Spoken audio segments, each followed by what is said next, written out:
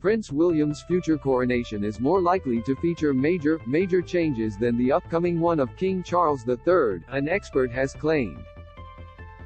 Religious and constitutional commentator Catherine Pepinster believes conversations regarding the historic event to be held next year at Westminster Abbey have been taking place for a few years now, although never in an official capacity out of respect for the late Queen Elizabeth II.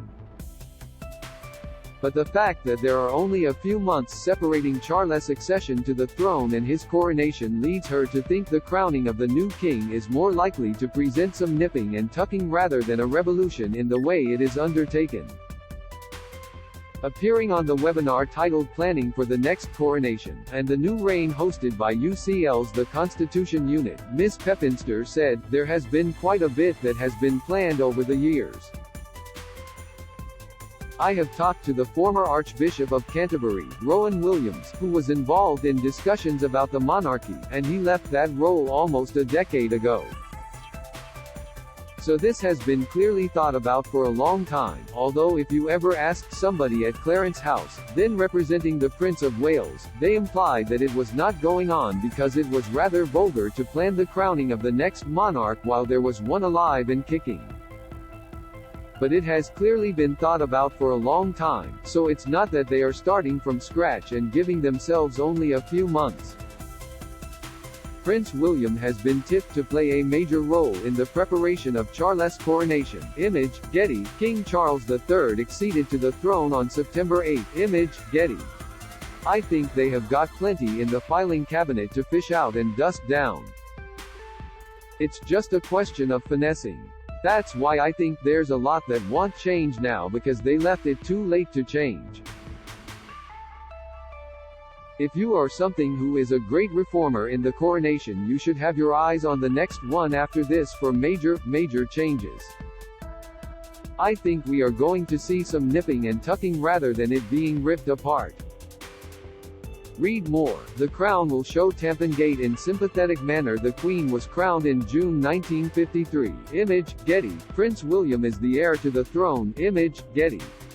During the event, the commentator had also said she suspects Charles' eldest son and heir, Prince William, may be flexing his muscles as the preparation for his father's coronation are underway and push for it to be considerably modernized.